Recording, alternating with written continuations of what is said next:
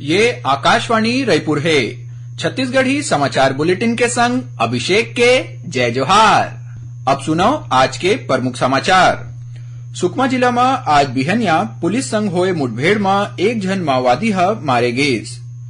दक्षिण पूर्व मध्य रेलवे के रायपुर रेल मंडल में कई ठन रेलवे स्टेशन में आज ले मोबाइल वैन ले सस्ता में भारत आटा और भारत चावल के बिक्री शुरू करे गे है। और सारंगढ़ बिलाईगढ़ जिला के सलिया थाना क्षेत्र के गांव थरगांव में एक जन मनखे एके परिवार के 5 जन के हत्या कर दीस। और अब समाचार विस्तार ले। सुकमा जिला में आज बिहनिया पुलिस संग होए मुठभेड़ में एक झिन माओवादी मारे गईस। जिला के पुलिस अधीक्षक किरण चौहान बताइन कि पुलिस ला पोलमपल्ली थाना क्षेत्र के टेटराई तोलनाई के जंगल में माओवादी मन के जुड़े के सूचना मिले रहीस। इही आधार में पुलिस और डिस्ट्रिक्ट रिजर्व गार्ड यानी डीआरजी के जवान मन ला मौका पर रवाना करेगीस। ए दौरान टेटराई तोलनाई के जंगल में पहली ले घात लगाए माओवादी मन पुलिस पार्टी ऊपर हमला कर दिन। जवान मन को तिले करे गए जवाबी कार्यवाही में एक जन माओवादी मारे गईस। घटना के जगह ले माओवादी के 100 के संग एक बंदूक, अब्बड़ मात्रा में विस्फोटक और आने नक्सल सामग्री बरामद होए। माओवाद के रद्दा ल छोड़ के और समाज संग जुड़ के कबीरधाम जिला के आत्मसमर्पित माओवादी लिवरू उर्फ दिवाकर पुलिस के सहयोग ले 10वीं के परीक्षा पास कर ली से। प्रदेश के उप मुख्यमंत्री विजय शर्मा आज वीडियो कॉल ऊपर दिवाकर ले गोट बात करीन और उहला ए उपलब्धि ऊपर बधाई दिन। ए मौका में उप मुख्यमंत्री दूसर माओवादी मन ले घलो हिंसा के तरीका ल छोड़ के समाज के मुख्यधारा ले जुड़े के आह्वान करीन। सुरैया मल्ला बता दन की पूर्व माओवादी लिवरू उर्फ दिवाकर ऊपर 14 लाख रुपया और उखर गोसाइन ऊपर 8 लाख रुपया के इनाम राखे गए रहीस। 17 बछर तक माओवादी संगठन ले जुड़े रहे के बाद ए जोड़ी आत्मसमर्पण करे रहीन। Army commander lieutenant general NS राजा सुब्रमणी काली छत्तीसगढ़ और उड़ीसा उपक्षेत्र कोसा और नवा रायपुर के सैन्य स्टेशन के दौरा करेन। ए मौका में श्री सुब्रमणी बस्तर जैसन दुरिया जगह में पूर्व सैनिक मन के कल्याण में काम करत आने संगठन के अधिकारी मन ले भेंट करेन। ओमन आर्मी कमांडर ला पूर्व सैनिक मन के कल्याण और पुनरुद्धार बर चलाए जावत योजना के जानकारी देन। ए दौरा में श्री सुब्रमणी छत्तीसगढ़ के अमर शहीद लेफ्टिनेंट राजीव पांडे और कर्नल विप्लव त्रिपाठी के परिवार ला सम्मानित करेन। कार्यक्रम में lieutenant general Ashok Jindal, major general Paramjit Singh Dahiya समेत कई जन बड़का सैन्य अधिकारी मन घलो जुड़े रहेन। दक्षिण पूर्व मध्य रेलवे के रायपुर रेल मंडल के रायपुर, दुर्ग, भिलाई पावर हाउस, भाटापारा और धमतरी रेलवे स्टेशन परिसर में मोबाइल वैन ले आज ले सस्ता में भारत आटा और भारत चावल के बिक्री शुरू करे गए है।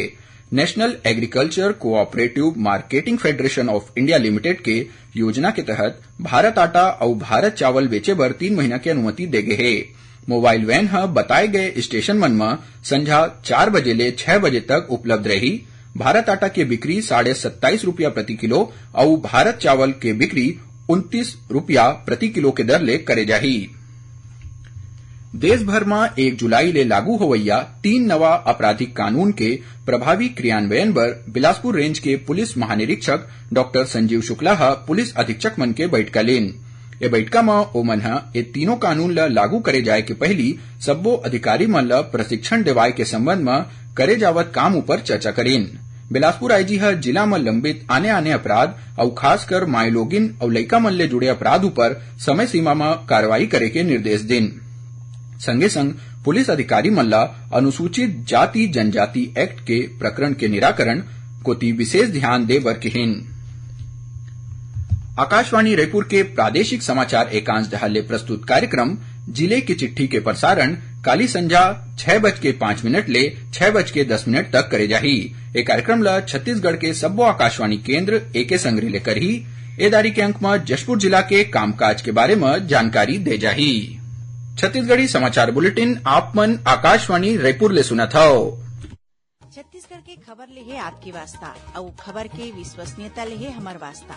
आकाशवाणी समाचार रायपुर के प्रादेशिक समाचार बुलेटिन के संगे संग हमार समसामयिक कार्यक्रम आप रेडियो के संग अपन मोबाइल में घलो सुन सकत हव। आकाशवाणी समाचार फेसबुक, ट्विटर और यूट्यूब में घलो हावय। हमार फेसबुक पेज हरे Chhattisgarh news on AIR, Twitter handle CGAIR news और हमार यूट्यूब चैनल हरे छत्तीसगढ़ AIR न्यूज। तो अब रेडियो के संगे संग आपके मोबाइल के माध्यम ले हम आप तक पहुंचत हन।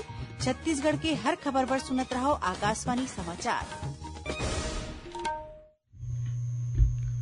अब आगू बढ़वो बाचे समाचार को ती। सारंगढ़ बिलाईगढ़ जिला के सलिया थाना क्षेत्र के गांव थरगांव में एक झन मनखे ह एके परिवार के 5 झन के हत्या कर दीस।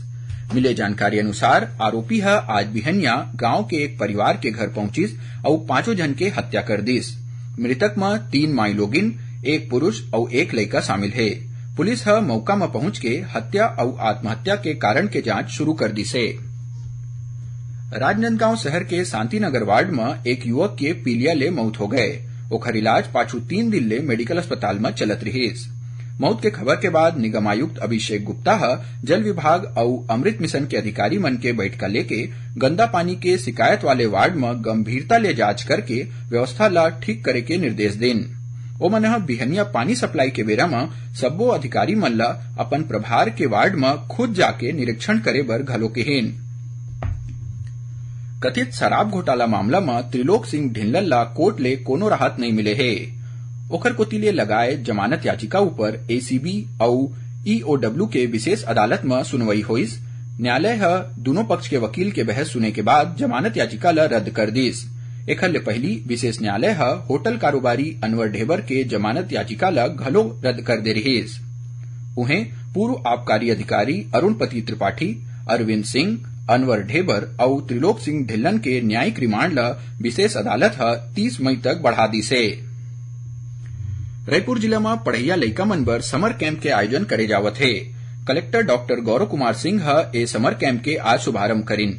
ए मौका में ओमन किहिन की गर्मी के छुट्टी के सदुपयोग करे बर और लइका मन ला रचनात्मक काम कोती ले जाए बर ए समर कैंप सुघ्घर प्रयास है। ए कैंप बर अब तक 600 ले ज्यादा लइका मन निःशुल्क पंजीयन कराए है। समर कैंप में spoken English, calligraphy, Rubik's cube, science model, handicraft, योग और ध्यान, आर्टिफिशियल इंटेलिजेंस, पेंटिंग, बांसुरी वादन, नृत्य, गायन, कठपुतली, मेहंदी, शतरंज, रोप skipping, volleyball, kho kho, football और ताइक्वांडो जैसन आने विधा ला सिखाए जाही।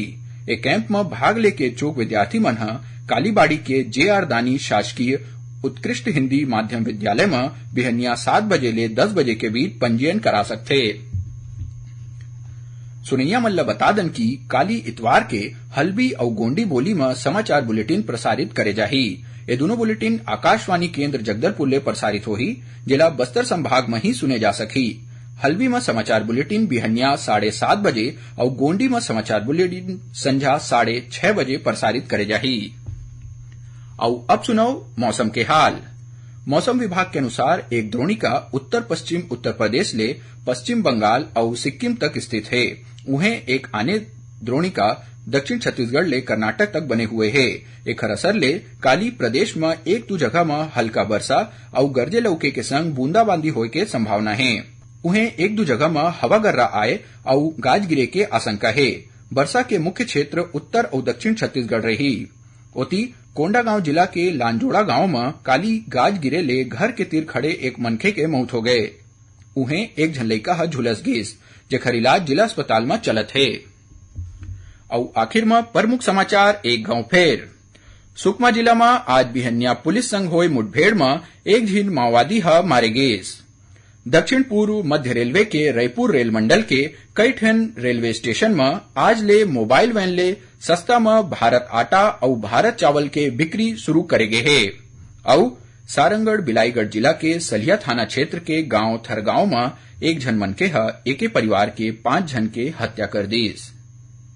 एकरे संग छत्तीसगढ़ी समाचार बुलेटिन इहे सिरावत है। जय जोहार।